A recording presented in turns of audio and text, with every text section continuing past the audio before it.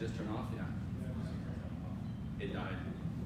Hello? There we go. Yeah, Suzanne, we'll pass it down. So, real quickly, I thought I'd do a quick overview in terms of both the Inland Empire and San Gabriel Valley markets, which is where I cover. I primarily work IE West, so Ontario, Rancho Cucamonga out into San Bernardino, and out into the San Gabriel Valley, where we do have a huge market presence in cities like Diamond Bar, West Covina, and down that 57 corridor, right? And so, if you were to look at the Inland Empire office market right now, we track about 25 million square feet here. And you've seen a very positive story over the last decade, really since 2008 when we had our recession here. And we trailed housing by, about a year or so, or a little bit longer. We currently have a vacancy rate of under 13% for the overall market, but the IE West, really we're down sub 10%. The high nines, which is a great story. It's the first time in years, I mean really in a decade, to have a single digit vacancy rate in the Inland Empire. It's a great story.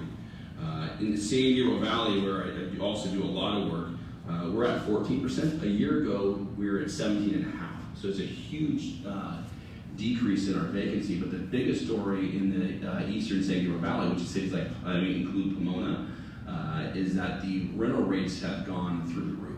It's been a 16% increase year over year. So when we sat here last year, San Gabriel Valley was $208 a foot. It's now at $241 per month. That's a huge increase. And so kind of in a market snapshot, there's almost no new construction, which is great for absorption, great for guys like this. Mike and James can tell you firsthand that they've been raising their rents, tightening their concessions. And I think for a landlord, it's a great story. For a tenant rep broker, it's been challenging. So with that, my little 30,000 foot airplane view, Mike. Good morning. My name is Mike Rademaker. I'm with MGR. We're both a real estate and property management company. We primarily manage and lease our own assets, which is sometimes an advantage and a disadvantage of the brokerage community, but we cooperate with them. We're highly concentrated. We have offices in Victorville, Carlsbad, and our main office is in Ontario. We've centered a significant amount of our holdings in walking distance to the airport. When we're looking at properties around Inland Empire Boulevard, the arena, we have been fortunate enough to acquire most of them over the last several years by paying more than anybody else would at that time. We didn't get any good deals when we bought them. We just had faith in the market. Rents have pushed up, and we've seen a tremendous amount of return on that. I think the most important thing is not the face rate that an owner gets on his buildings, but what he gets is a net effective. And it's been very difficult to push down the expectations of outside brokers from LA or East Coast when they represent national tenants that this isn't Orange County or LA. We don't pay $50 a foot in TIs and rent stuff for $2 a foot. Mathematically, it doesn't work. But we're finding that the owners have been tenants are being far more realistic and reasonable. Lease rates have gone up probably nicely. I think I sat here 2 years ago when rates were $1.85, $1.95, and I said they were going to go to $2.25, and John kind of laughed at me. So today I'll let you know they're going to $2.45. We're only at 207 right now. Close. We're at 225. Thanks, Mike. I believe your announcement last year actually helped us raise our rates too. You set the market. Hi, my name is James Bender, and I work for Sunny Hills Management Company. Basically, we are a property management company / ownership created by Donald Lamb. We have about 4 million square feet of commercial office buildings throughout Southern California. We also have a little bit of senior housing and a little bit of retail, but primarily we're a commercial office landlord. We have about 1 million square feet in the Inland Empire, and we also have, all of our office buildings are in LA County, Orange County, and Inland Empire, so the 4 million square feet is divided between those counties. We have our own in-house tenant improvement department, maintenance department. We're kind of Class B, mostly commercial landlord. We have a little bit of A- product and a little bit of C product, but that we're very kind of solidly Class B. Over the last 5 years, we've seen rental rates go up, occupancy go up, and it's been a good time to be a landlord. That's also kind of kept us out of the market the last few years, so overall right now we are more of a net seller than we are a buyer.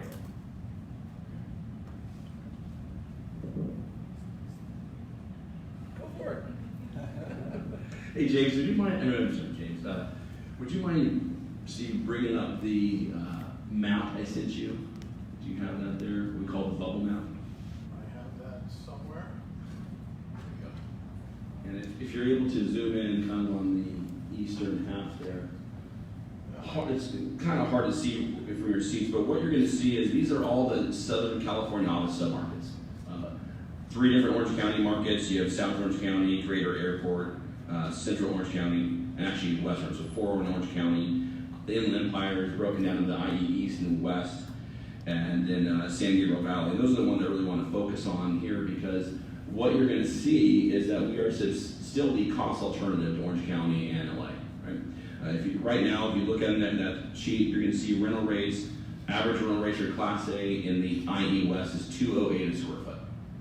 If you were to look down in South Orange County, you're at $306. Greater Airport, in the Irvine area, you're at $318. In Central Orange County, you're still at almost $260. West Orange County, you're the same story. So we are substantially cheaper in terms of our rents. And compared to the Eastern San Gabriel Valley, we're still a 40, 50 cents a square foot savings. Problem I see with that is it doesn't justify new construction. And so my question for the panel here is, because Mike, I know last year you sat here, the year before, talked about a high-rise building you want to build in Ontario. We haven't seen it yet. I hope you build it, and I want you to. But where do you see us in terms of needing to happen to get new construction here? And then also, how has the increasing construction costs impacted your leasing?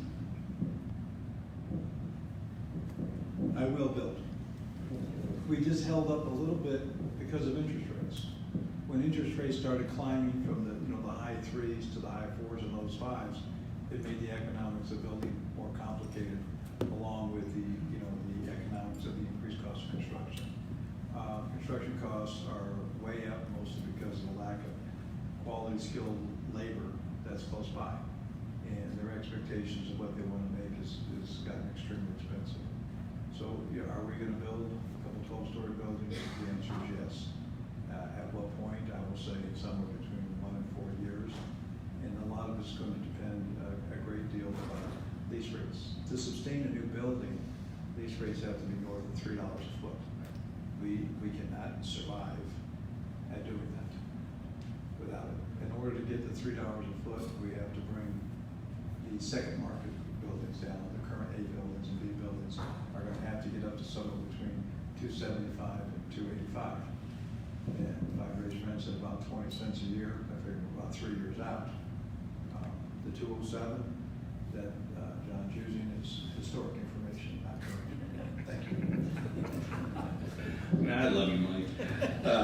James, I'm going to throw that same question to you, and with a little different spin on it. Most of your product, James, I know is more B class, your portfolio, and we've had rising TI costs, specifically because of Title 24 costs, that are really causing a problem between tenants and landlord. Whose responsibility is that?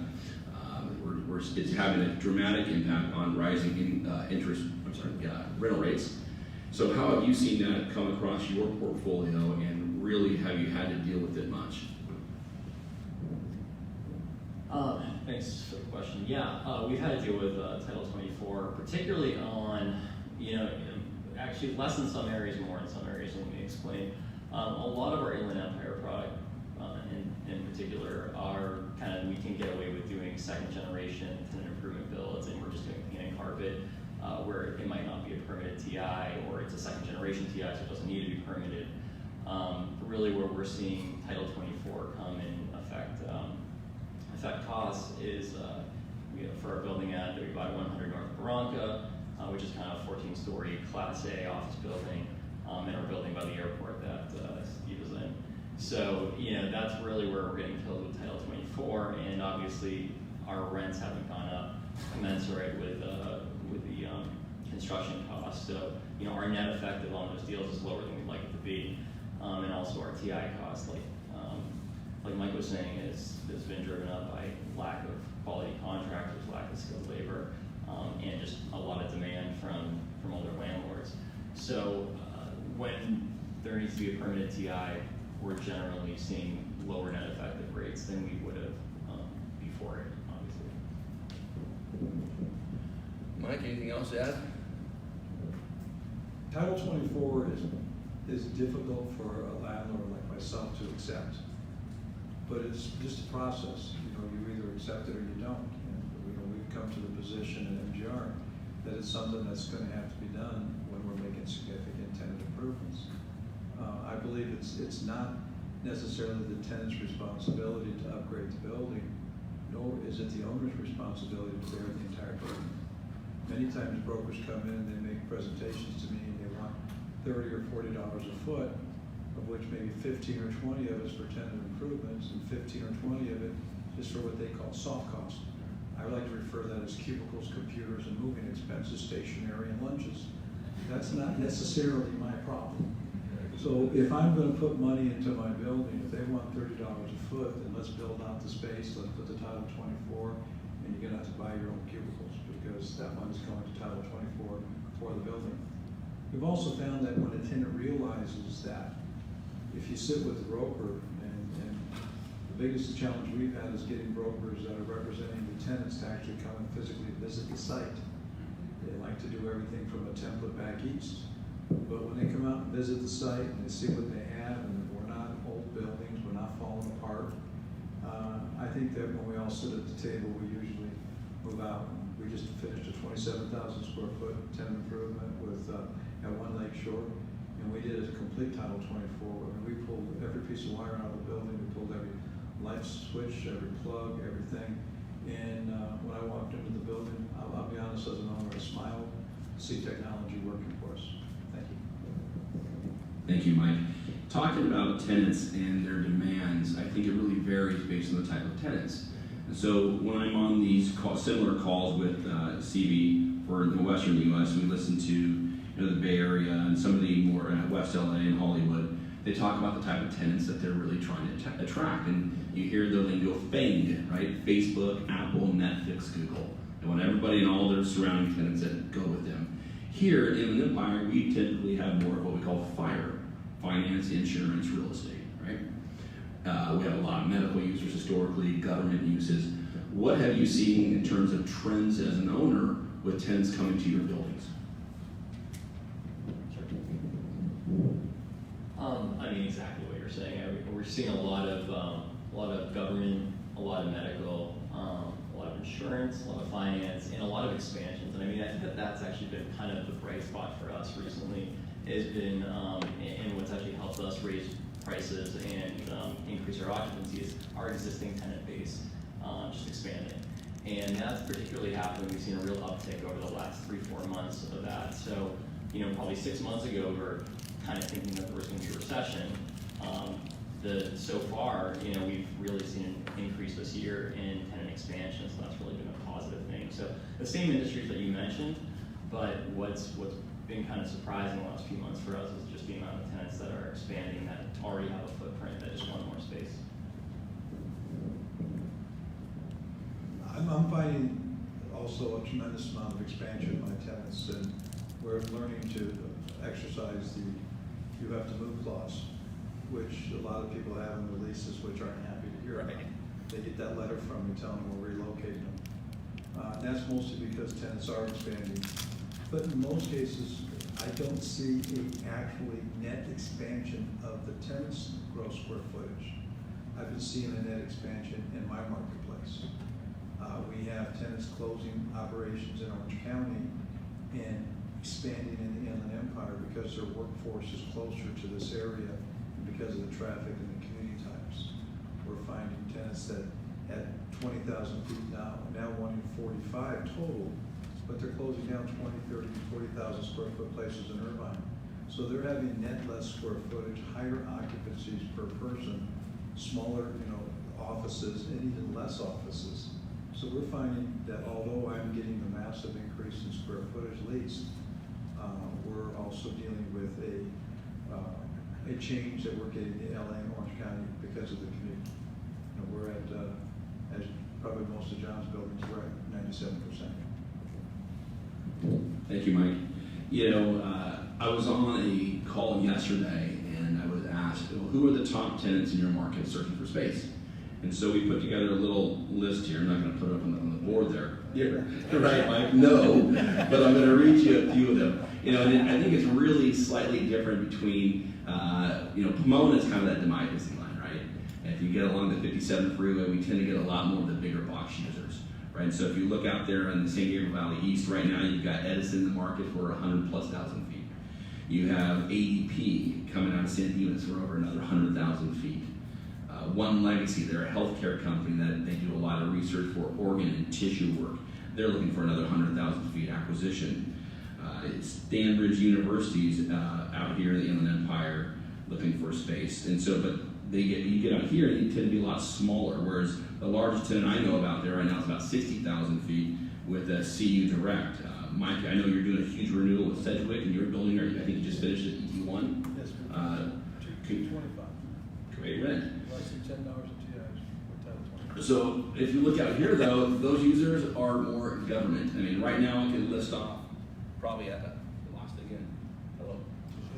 You're bad. You're James. Test. Hey. There we go. And I can break every mic. But out here we have a lot of government uses in San Bernardino County right now. I know the county is looking for space for several different departments. Department of Aging, USDA is out looking for space. Homeland Security is looking for space. We tend to have a lot more healthcare and government users, and that's really historically been accurate, and it's no change now. The only thing that I'm seeing more of on a tenant rep side is we're seeing slight expansions from some of our more traditional law firm, engineering firms, but they're not, you know, substantial. They're going from 4,000 to 6,000 feet. You know, Inland Empire, 95% of our tenants are under 5,000 feet, which makes it really difficult because it's a lot of brain damage for a small tenant. When you get out to San Gabriel Valley, they tend to be larger footprints. And I think that's because of the proximity to housing for executives. Orange County, Pasadena, you still have a strong labor pool, but their rents are higher. And out here, we tend to have more back office. And so I haven't seen anything really change. The positive thing compared to 10 years ago, when we had the recession, is that we are so heavily occupied by residential real estate, mortgage, escrow, and title companies, and home builders. We haven't seen that. It's much more balanced this year. So I'm curious, as on the broker side, that's what I'm seeing. On the landlord side, have you seen anything different? And I'll hand this one off to Mike. I think that we're all a little gun shy of too much mortgage real estate developers on our square footages. In 2008, that generally meant your space was vacant. And by 2010, you know, they were a big part of our market correction. Now I think that a lot of the owners, myself included, are probably cautious on real estate offices and mortgage companies in the buildings, and they're going a little lighter on TIs. And many times when they want to expand in this market, we're a little nervous. When they want to retract, we're a little cooperative because we know they're preparing for corrections that do come over a period of cycles. And you know, I have no doom and gloom. I'm in for the long haul, which gives me probably a bigger advantage. So I'm trying to rent to tenants that will be with me for a long time. We have a really good mix, like John was mentioning. We keep a really big mix. We would prefer. I would love it if all my tenants were all under 5,000 feet. That's a great market to be in. It's a tough market for the brokers because they don't make as much commissions. But if you gave me all my tenants even at 2,000 feet, I have very little to fear about in the morning because they can't all go out of business at the same time. Sure. Yeah, I'd say our average tenant size is about 22 to 2,500 square feet for our 4 million square foot portfolio. So that gives you an idea about the amount of tenants that we're dealing with on a daily basis. And we're the type of landlord that we're gonna, you know, we'll divide a 5,000 square foot space up into just divide up into between 200 and 500 square foot suites and kind of create our own little mini suite / executive suite carve out of that just to fill it up. So, you know, we're used to dealing with a lot of different types of tenants, and like Mike was saying, we're not seeing the same amount of mortgage and real estate that we saw in 2005, 6, 7, that went dark in 2008, 9, 10. But for us, what we've seen a lot of is home health, hospice, medical related businesses that are, you know, taking between 1,000 square feet, 2,500 square feet, 3,000 square feet. And that seems to be our kind of biggest exposure right now, where we're kind of pausing and looking at this. You know, these are all, you know, Medicare or Medi-Cal funded programs. And it gives us a little bit of pause. But overall, there's definitely more tenant diversity than we saw back in the last peak. Hey Steve, if you could come up here, I'd like you to pull a couple of slides up or photos. Are you in the back? Sneak out. All right. Well then, we're going to skip capital market sales. We're going to come back to that then when he comes back in and talk about what's going on in the market, what you guys see on the sales side. But as I walked in here today, somebody asked me a question about opportunity zones.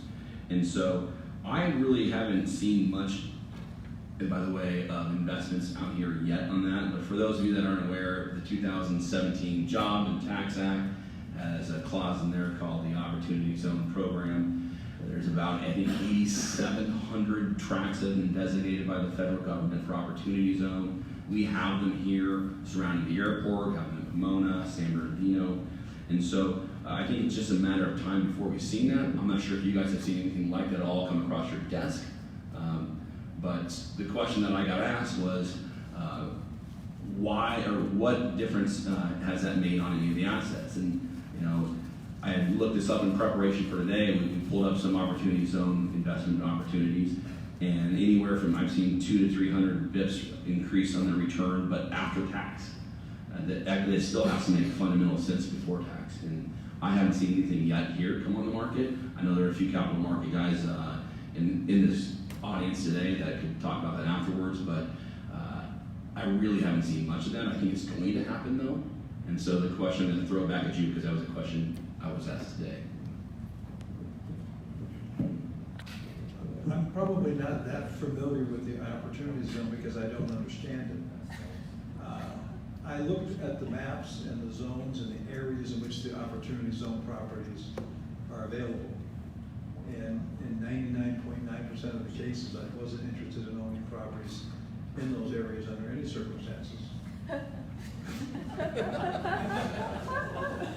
So I couldn't find enough of a tax reason to have that problem. So I moved on. Yeah, it hasn't had any effect on our acquisitions either. No. Yeah. I think somebody's going to find out a way to make it work and really take advantage of it. You know, one of the challenges with it is that you have a 31-month time frame that you've got to invest money into it and rehab the asset. And so really, I've been asked for some clients who, is there anything out there, we can hold the asset for 10 years, have no capital gains. We're looking, I haven't seen anything come across my desk yet. So to the person that asked that question, there you go. I do want to talk about a little bit about where you see the market going in terms of sales. I know, James, it's been a few years since you've acquired some assets out here. Mike, it seems like you're always buying, regardless of the market, because you're buying good assets. And I think that's a fundamental issue here. So I'd like to bring up, I know I sent you a couple photos of some buildings. Yeah, like I said, you've each sent me a bunch, so let's start. Okay, that's Stewart Plaza. Okay, well, that's right there. Stewart Plaza, I know that's on the market. CV has that building in Upland. Two buildings there, 400 and 440, I think, Mountain Avenue.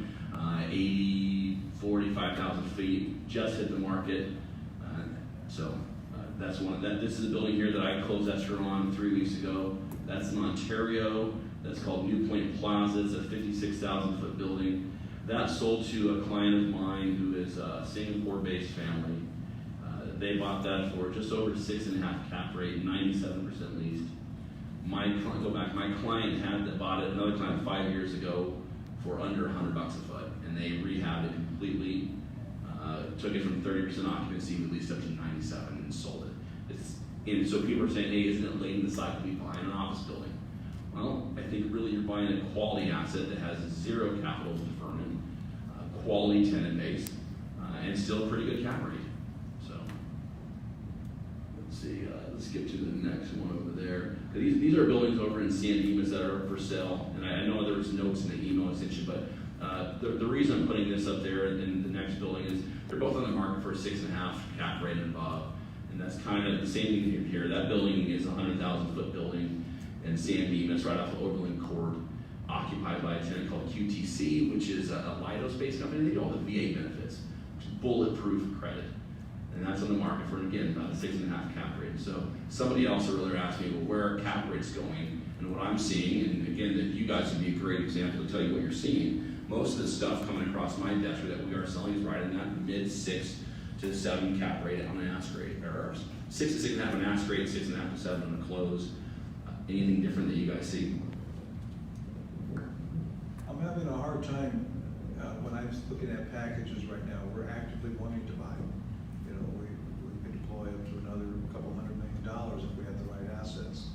We are looking for 6.5 cap, but I think the variable that comes into it is we're looking for 6.5 cap on actual, not on the broker's perception of if everybody moves out and I spend $80 a foot in TIs and wait 3 years, I'll get that cap rate.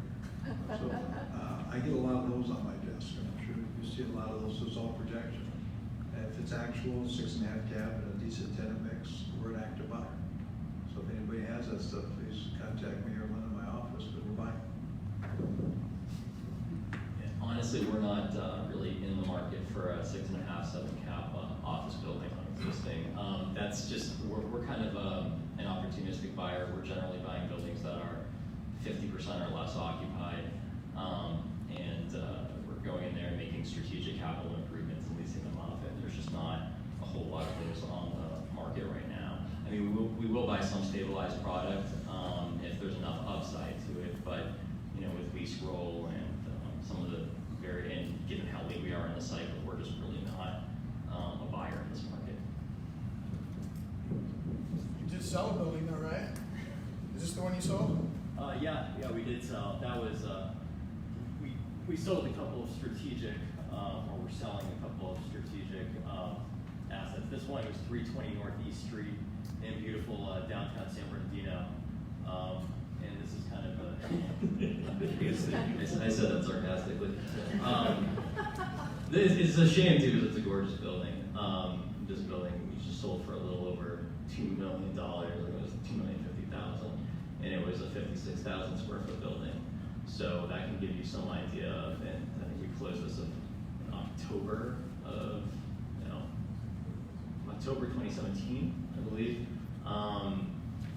Yeah, so we're kind of strategically selling some of our non-performing assets right now, and some few other assets that we have a few other strategic reasons to sell. But overall, we're holding. Well, you mentioned at value-add properties. I'm pretty much the size. I said 6.5 cap on actual. So the more vacant they are, the more excited I am. So I'm not too concerned if they're 50%, even 40%. It doesn't bother me. I don't have any financing problems. My banks will either finance it or I'll pay cash. So either way, we're looking for the value add as well as the stabilized. We kind of do both, depending on where the area is. If we're going to do stabilized, we're probably looking more for Class A. In talking about stabilized assets, I think the one I showed you up there on Overland Court in San Dimas, very stabilized asset that Greenlaw did, but there's another building I want to pull up because this has been a concern for a lot of people in the Inland Empire West and Eastern San Gabriel Valley is the former DeVry building over at 901 Corporate Center there. Keep on going. So there you go. So that building, this is the largest lease transaction we had this quarter. And Loretta moved out of Covina and took down this entire 100,000 foot building. And so now that lease was finalized just a few weeks ago and it's immediately in the market for sale. And so this now fully stabilized long-term lease with a solid credit tenant is on the market. Mike. It's right in your wheelhouse. Don't say it and show it to you. So, they're really. I got a blast. Everybody else someone an angle. So the question I have here, and I think you mentioned too, James, you said where we're at in the cycle. And that's, you sit in these conferences long enough, somebody's bound to ask that same question, where are we at in the cycle, or what inning in a baseball game? I have my thoughts. I'm going to hold off till the end here, but I'm going to pass this down to Mike first. I think we're in the third inning, but it's a doubleheader. We won the first game. Now we're on the second game in the same cycle. Nobody knows how long it's supposed to last. Everybody's playing all kinds of games in the economy, and as long as, without being political, Trump's in office, there's a terrible variable in any direction. We don't know what's going to change. The whole economy could change with one tweet. So we're just enjoying it, hoping we have long-term leases, and buttoning down what we have. I think that it's sooner than later before we're going to have a correction, but if you're prepared for it, you should slide right through the correction with not too much trouble. We're kind of of a similar opinion that, it's going to happen sooner or later. And I mean, if you say there's going to be a recession for long enough, you're bound to be right eventually. But for us, we don't see any particular type of tenant that we have that is going to make us as vulnerable as the mortgage and real estate that we had in 2006-07. So, we're prepared for a recession, but we're not expecting it to be as deep. And we're frankly expecting it, sooner than later, but I don't know. Now we're seeing all these tenants expand, so I don't know. It's above my pay grade, honestly. So, but like I said, we're honest. We haven't made an acquisition since 2016, and just to give you a brief history of our cycle, Donald started who was the main principal, started in 1993. We bought from 93 through 2001, sold a little bit, and then we started buying again in 2009, and we've done 10 deals from 2009 through 2016. So and we thought the deal in 2016, we thought that was going to be our last, and so far it has been. So we've looked seriously at a couple projects over the past couple of years, but right now it just doesn't seem to make enough sense for us. The risk, the potential upside versus the potential downside. Thank you, Mike. It's been a long seventh inning stretch, and I think this runway has a lot of landing zones still left on it. I think the market fundamentals and the economy are strong. There have been some signs of challenges, but I haven't seen anything drastic. And so I still think we have several years on this, whether that's 2 years, 4 years, I don't know. You're right, Mike, with the upcoming election coming, who knows what's going to happen. But James, I think you really nailed it, though. It really doesn't matter what inning we're in. It really matters in terms of how you can withstand a downturn, not being over-leveraged, buying the right asset because the asset makes fundamental sense. And I think the key thing that we haven't hit on, though, is things I think both of you do well, is really manage your tenants and having tenant retention.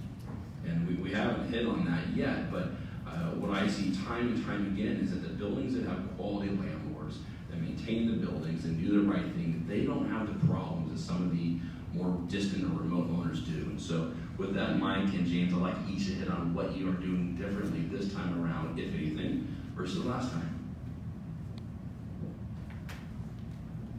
I think we're trying to make sure our tenants know we do appreciate that. We're making sure that we go and visit them, not during the lease renewal, but through the entire process. We're trying to be sensitive to things like food trucks, allowing tenants to have events, accommodating them with some extra things that they need to make their business happy.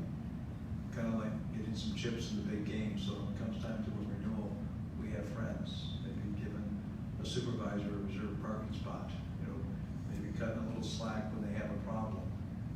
They have a tenant-caused issue in the space. Sometimes we find that we'll go in there and they'll acknowledge they caused it, and we'll fix it and say thank you for being a great tenant. I think we're working really hard this time, more than ever, and making sure our tenants know that we don't want them to move. And we want to work with them. If they need more space, we'll work with you. If you need less space, we'll work with you. We're even going so far that many of our tenants, we allow them to move among our 20 different buildings in the Ontario market area, which gives them some flexibility. So they don't have to say my lease term is for X time. I'm trying to work with the tenants each day so that they stay with me for as long as they're in business in the inland part. Thank you. were 10 years ago. The main thing that, our kind of advantage from a customer service perspective is that we have all of our property managers also do the leasing for the buildings, which is kind of a double-edged sword because a lot of times you have a property manager who might be good at some things and bad with doing other things, such as leasing. So, but that relationship and that level of customer service is that there's not a third party, and that you're talking essentially to the ownership, and that the ownership can make a decision. We have an in-house maintenance department, we have an in-house HVAC department, and we have an in-house TI department. So we can kind of keep it all under one roof, and kind of like Mike was saying, we don't. A lot of times, what we'll do is, I think we're overall a nice guy, but we're probably too nice. Tenant cause issues, we just kind of take care of it. And having our maintenance department be in-house and having them all be salaried allows us to do that a little bit easier than landlords were going to have to pay a vendor for everything. So I mean, just providing basic customer service is what our strategy is.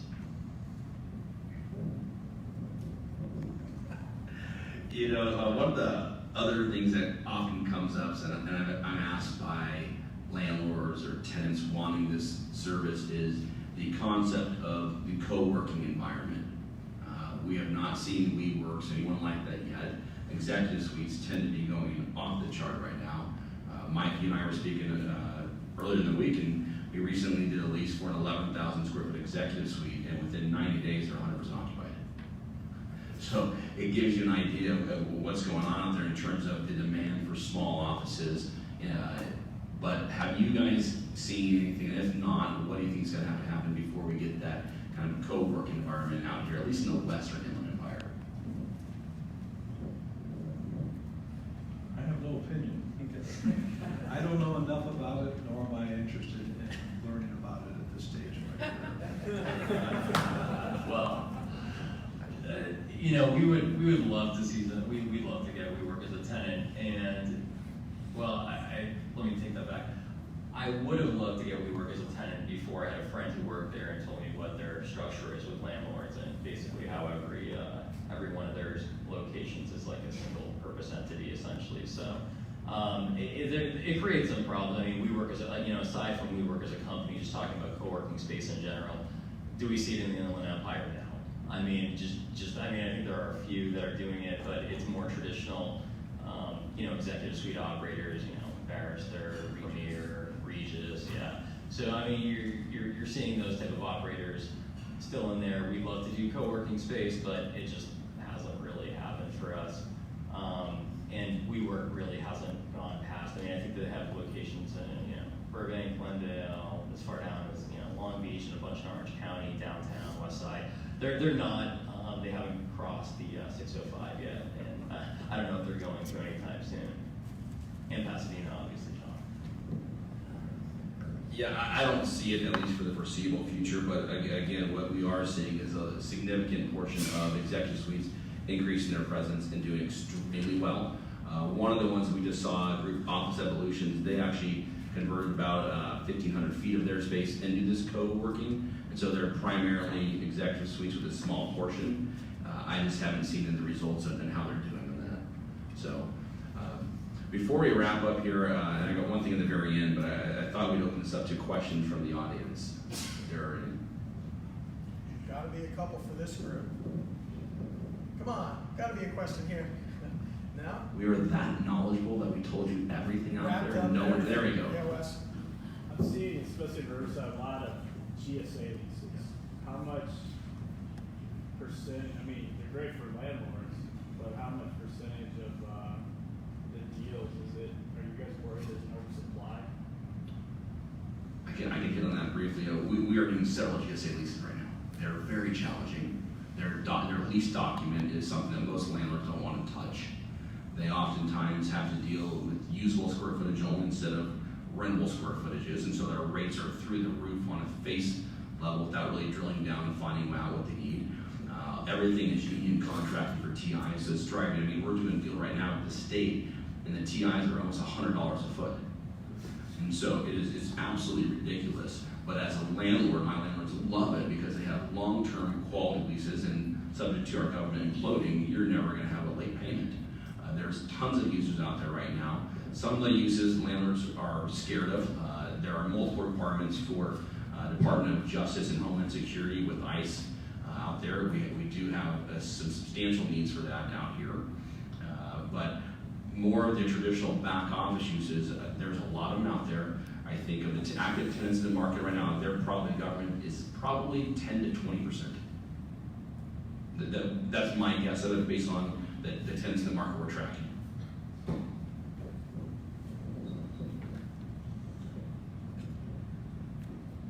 I'd like to give all my government tenants to James. And we'll generally take them. I mean, actually, we just did 5 deals for 5 GSA deals for the Census Bureau, which unfortunately is a short-term deal. But we had the vacancy, so we were happy to fill it. And each of them at 8,000 square feet. So throughout our portfolio, we did 5 of those. So it's cool. It's cool. I mean, they pay for the build out, and overall, we're happy to have government tenants because once they're in there, they generally don't leave if so long as it's not a short-term requirement. Yeah, I mean, for a landlord like us, a Class B landlord, it makes a lot of sense. All right, good question. Any other questions for the office panel?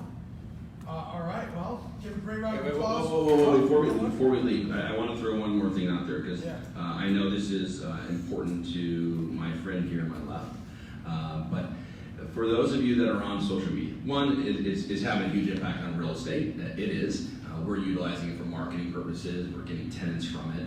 But there's also some, I think, other benefits to that. And one of them is, Mike, I'm going to let you talk about this, but there is a fundraiser that Mike is doing right now because this is Autism Awareness Week. And it pains me to take a picture in front of an MGR sign posing, but I'm doing it because for every post of that or re-forward of a tweet, Mike is making a donation of $10 up to $10,000 for autism awareness. And Mike, I'm going to let you say something real quick. My son is 27 years old, 6'2", 240, nonverbal, autistic, severe. I can deal with my son, and I can deal with, the challenges that go with that. Now we're finding when he was originally diagnosed, it was 1 in 15,000 children. Today with diagnoses are 1 in 59. That means 1 in 5 people are affected by autism. Most of you in this room know somebody or have a friend of a friend with an autistic child or young adult. All I want people to do is reach out, maybe to the person who has an autistic child and give them a hug. I had one of the greatest days of my life on Easter. It's the first time in 25 years anybody invited my son over for Easter. Because he was autistic, nobody wanted to involve him. He did perfectly fine, but nobody gave him a chance. We have pound MGR gives back. If you forward it, we get $10. Take a picture in front of our sign, you get $10. We're just trying to not ask anybody for money. We're just asking them to maybe accept autism. Won't be my son, that's fine. But just reach out to that family that maybe could use a hug. Someday it might be you.